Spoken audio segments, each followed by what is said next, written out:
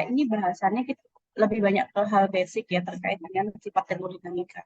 Ya kemarin kita sudah bahas mengenai termodinamika properties seperti um, apa suhu, kemudian juga volume jenis, ya kaitannya dengan sifat fisik termodinamika ini supaya nanti pada aplikasinya itu bisa dimanfaatkan. Ya, jadi yang kali ini sebentar. Kali ini ya selanjutannya bahasanya adalah mengenai kalor dan usaha. Kan seperti kita tahu yang namanya termodinamika, walaupun definisinya tersebut sudah mulai berkembang, tapi memang pada dasarnya terminologi tersebut, termodinamika itu definisinya tidak jauh dari namanya kalor dan usaha ataupun perubahannya, ataupun suatu perubahan. Jadi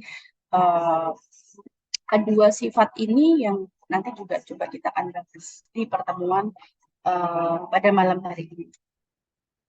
Ya, jadi nanti harapannya uh, kalian bisa tahu bagaimana dan memahami ya bagaimana menentukan karakteristik penting dalam termodinamika yang cakupannya yaitu kalor dan usaha itu juga nanti seperti apa aplikasinya.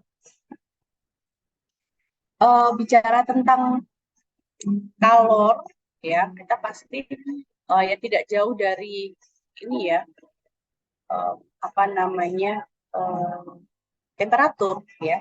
Misalnya di sini saya tunjukkan ada suatu tempat dengan lokasi dengan suhu yang sangat rendah ya, dingin.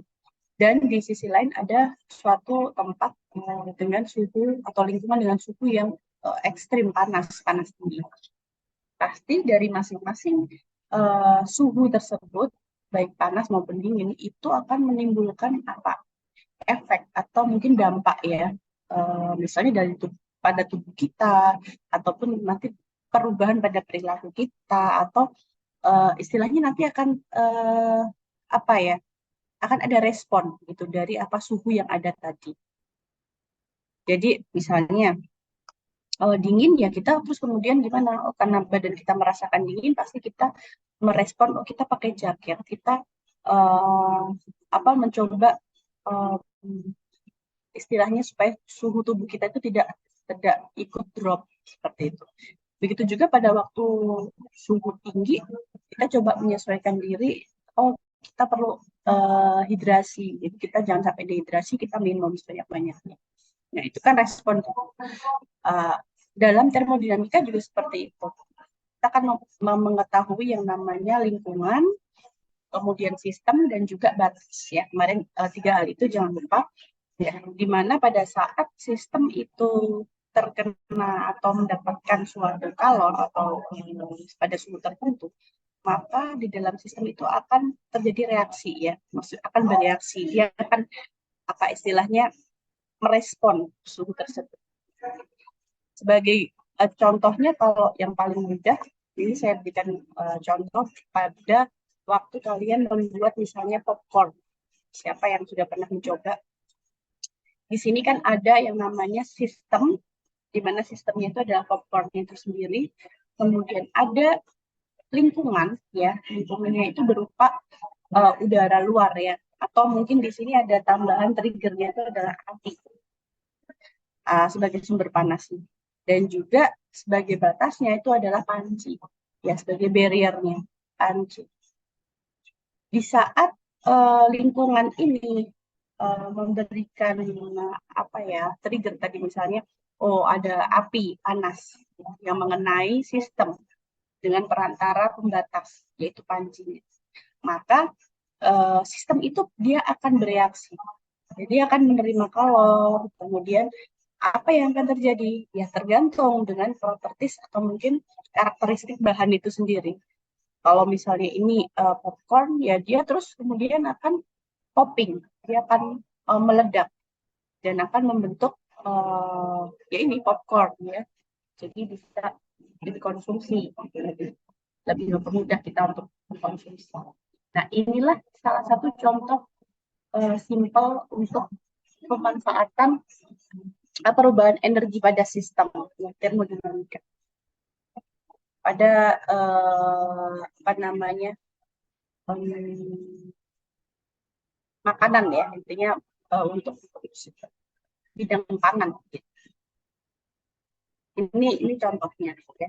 Jadi perubahan keadaan sistem itu akibat adanya perpindahan energi tadi antara sistem dan lingkungan. Ya kan ada perpindahan energi panas tadi dari sistem dan antara sistem dan lingkungan itu saling mempengaruhi. Nah, kemudian kalau misalnya dibuat suatu bahasa matematis ya, seperti apakah perubahan energi pada sistem itu bisa dituliskan sebagai berikut, di mana delta U atau perubahan energi internal itu merupakan selisih dari panas yang ditambahkan ke dalam sistem dengan usaha yang dilakukan oleh sistem, gitu ya. Jadi delta U sama dengan Q minus W. Ini silahkan diingat-ingat. Ini merupakan korelasinya dengan hukum 1 termodinamika. Nah, ini nanti saya minta ada satu tugas buat kalian, tapi tidak saya minta tugasnya, tapi silakan dikerjakan, dicari ya. Kalian perlu tahu apa saja isi hukum termodinamika. Ada berapa hukum termodinamika dan itu tentang apa saja sih? Silakan kalian pelajari itu, kalian cari tahu itu. Tidak untuk dikumpulkan, tapi untuk dipahami, karena siapa tahu nanti akan saya keluarkan di UAS, gitu ya. Jadi silakan dipahami itu. Besok juga kalian kan bertemu dengan Pak Sur, besok pagi Pak Suryandono, besok kuliahnya luring ya, beliau luring Pak Suryandono. Jadi silakan dipersiapkan. Nah, namanya apa tadi perpindahan atau mungkin perubahan energi itu pasti ada korelasinya dengan kontak antara minimal ada 2 buah material ya. Misalnya di sini digambarkan A dan B. A itu suhunya atau T-nya itu lebih besar daripada B. Ya, TA lebih besar daripada TB. Temperatur di A lebih besar daripada temperatur di B. Jadi yang A itu lebih panas, yang B-nya dingin. Apa yang terjadi jika kedua material ini didekatkan, dilekatkan, disatukan? Ya, maka yang terjadi adalah akan ada perpindahan panas, ya, perpindahan panas dari suhu yang tinggi ke suhu yang lebih rendah. Nah, kapan suhu ini akan berhenti berpindah? Tentu saja pada titik di mana TA sama dengan TB, ya. Suhu di A sama dengan suhu benda di B. Jadi inilah yang disebut dengan titik keseimbangan termal. Jadi termalnya itu seimbang, ya, A dan B. Ini ada hukum postulatnya, ya. Bila dua sistem satu sama lain itu berada dalam keseimbangan termal, maka suhu kedua sistem adalah sama. Ya, jadi A dan B ini tadi sama. Dan jika kemudian ada sistem ketiga yang berada dalam keseimbangan termal, itu berarti ya sama. 1, 2, 3 itu sama. Itu keseimbangan termal. Ya. Lalu ini kaitannya dengan kalau misalnya aplikasi dalam tubuh kita. Ya, jadi ketika tubuh manusia itu kontak dengan tubuh manusia dengan suhu yang berbeda, itu maka sama akan terjadi transfer kalor ya dari tubuh yang memiliki suhu yang tinggi ke suhu yang rendah ya. Sampai kedua tubuh itu memiliki temperatur yang sama. Jadi pernah ya pada saat ini cerita, mungkin kalau teman-teman ada yang suka naik gunung, ada kalanya kita mungkin ada pada satu titik di mana sangat kedinginan, ya sangat kedinginan. Saya pernah di titik itu, dulu pernah pada waktu saya naik gunung Merbabu, kalau nggak salah, ya pada waktu masih SMA dulu, high school. Itu saya salah pakai jaket. Pada waktu itu salah bawa jaket. bukan yang proper buat naik gunung. Sampai di atas saya kedinginan. Ya. Untung pada saat itu ada teman ya, dia perempuan, sama-sama perempuan tentu saja. Itu bawa jaket yang lebih tebal dan itu kita pakai bersama ya dalam satu jaket itu, dan disitulah kita pasti akan ada perpindahan apa deh, termal ya. Saya yang badan saya sudah sangat kedinginan, teman saya yang dia lebih hangat ya karena dia sudah pakai jaket lebih proper, lebih jaketnya juga sangat hangat, sehingga bisa kita pakai berdua, akhirnya nanti akan terjadi suatu titik di mana suhu badan kita tuh sudah kita sama. Nah ini kadang kalau di dunia medis kadang agak rancu juga ya. Kalau misalnya kalian sakit demam itu kadang nggak dikompres ya. Ini juga ada termodinamikanya juga ini. Kalian demam, kalian dikompres. Kompresnya pakai air dingin atau air hangat. Nah, ini kan ada yang bilang pakai air dingin, ada yang bilang pakai air hangat. Masalahnya begini, kalau kita kompres dengan air dingin, oke, itu akan terjadi perpindahan kalor ya dari kompres yang dingin ke suhu badan kita yang panas, dan sebaliknya panas ke dingin. Nanti ada satu titik mungkin sininya tuh jadi dingin. Tapi ingat, karena ini adalah badan kita itu sudah dirancang ya untuk punya reaksi juga gitu terhadap kalor atau terhadap lingkungan. Ini kan sistem tubuh. Ya, jadi pada saat tubuh kita itu suhunya turun, jadi kan kena air dingin, jadi kan otomatis turun. Respon tubuh kita tuh justru malah ingin menghangatkan bagian yang dingin. Jadi apa yang terjadi nanti malah badan kita akan lebih panas. Maka dari itu kalau dari si medis biasanya kalau kompres itu pakai air hangat malah ya, kompres pakai air. Ya ini mungkin ya tidak semuanya ya harus kita sesuaikan ya aplikasinya tuh seperti apa. Ini apa ya, ini contoh saja sih untuk apa namanya perpindahan kalor. Nah ini saya skip dulu. Nah ingat kalau kalian sudah belajar konversi suhu, konversi apa namanya variabel apapun itu, misalnya di sini suhu. Kalian kenal yang namanya derajat Celcius, apalagi derajat Fahrenheit, Kelvin, ya. Kelvin tidak pakai derajat ya. Tolong diingat ya konversinya dari Celcius, Fahrenheit, Kelvin, Reaumur mungkin. Ini seperti apa konversinya? Karena ini mungkin ya jadi bisa jadi contoh soal juga, tapi ini di sini yang belum saya tunjukkan. Ya. Nah, ini penjelasan dari beberapa satuan tersebut ya. Dan ini contoh konversinya, misalnya dari Kelvin, kemudian berapa Fahrenheit, misalnya mau diganti Rankine, misalnya skala Rankine atau misalnya Kelvin dan lain sebagainya ya. Jadi itu silahkan kalian banyak berlatih untuk konversi suhu-suhu ini. Dan ini nanti akan saya bagikan saja untuk materi mengenai skala-skala perhitungan ya, perhitungan atau mungkin konversi. Tapi ini di sini saya ingin menjelaskan satu hal ini deh, yaitu terkait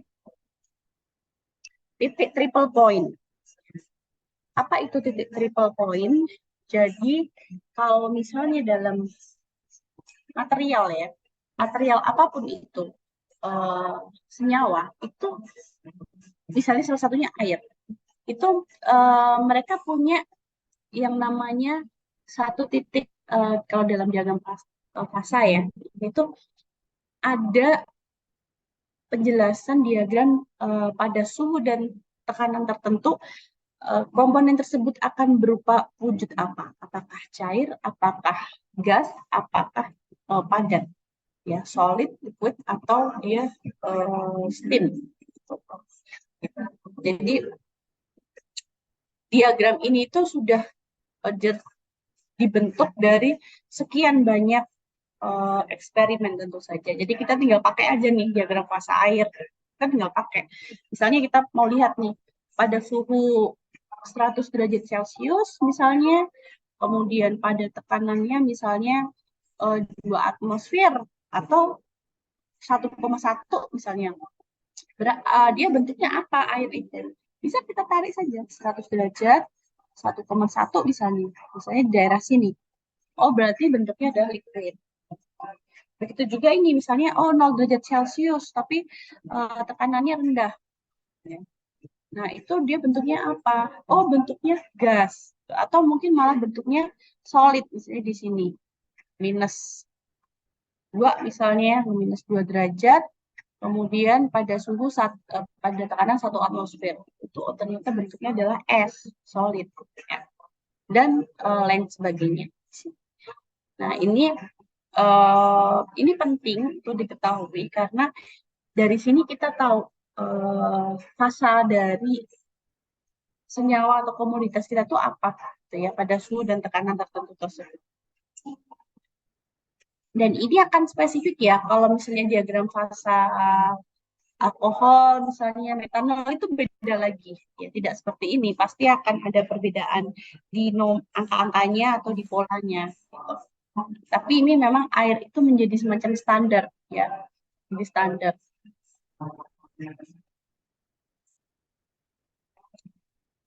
Nah, ini ada satu video, coba saya.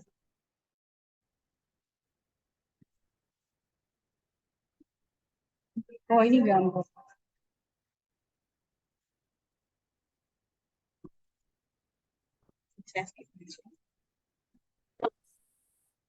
Nah, ini list atau apa daftar dari triple point temperature tuh dari substance macam-macam. Ini ada etan, ada etilen, ada merkuri, ada hidrogen, nitrogen, oksigen dan lain sebagainya ya, titanium dan lain sebagainya. Ini punya titik triple point sendiri-sendiri.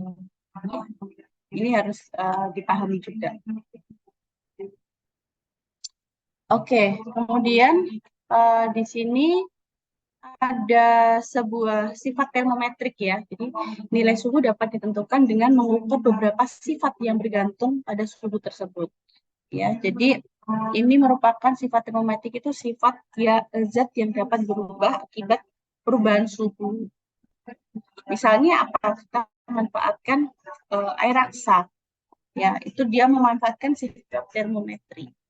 Kenapa? Karena air raksa pada waktu dia terkena suhu tertentu ya, misalnya suhu hangat badan kita, itu dia akan istilahnya akan memuai ya, dia akan ya memuai gitu. Jadi karena itu dia akan naik melewati ini deh, melewati pipa dari termometer itu sampai menunjukkan pada suhu yang sudah dirancang sedemikian rupa ya. Jadi kita bisa tahu, oh ini tuh suhu berapa, ini tuh suhu berapa Celsius.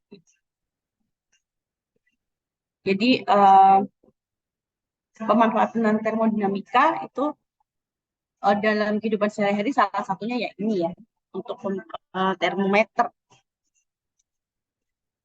Dan ini triple point saya rasa tidak perlu saya bahas, saya akan memberikan saja ini apa dek materi ini ya, nanti silakan kalian pelajari masing-masing saya rasa ya, karena ini saya hari ini tidak akan menjelaskan semua satu persatu, tapi silakan nanti sebagian saya uh, berikan materinya, silakan pelajari secara asinkron. Ya. Dan ini udah 7:30. Saya rasa itu dulu saja, karena saya tidak mau berlama-lama untuk menyita waktu malam kalian ya, karena saya sendiri juga kalau malam uh, ada beberapa yang harus kerjakan juga ya. Jadi saya rasa kita akhiri dulu pertemuan kita pada malam hari ini. Materi akan saya unggah semuanya di si master ya, silakan bisa diakses. Kalau nanti sekiranya ada pertanyaan, ini kan ada beberapa contoh kasus, contoh ya di sini. Ada yang mau ditanyakan, ini masih sangat basic kan, ini kaitannya dengan konversi juga. Silakan, tapi saya sangat terbuka untuk diskusi tersebut. Kemudian satu lagi mengingatkan, besok kuliahnya Pak Suryandono jangan lupa ya pukul 9 di tempat sesuai jadwal kalian. Besok jadwal kalian kan ya? Silakan dipersiapkan. Sekali lagi terima kasih karena ini mungkin pertemuan terakhir dengan saya. Saya mohon maaf jika sekiranya masih banyak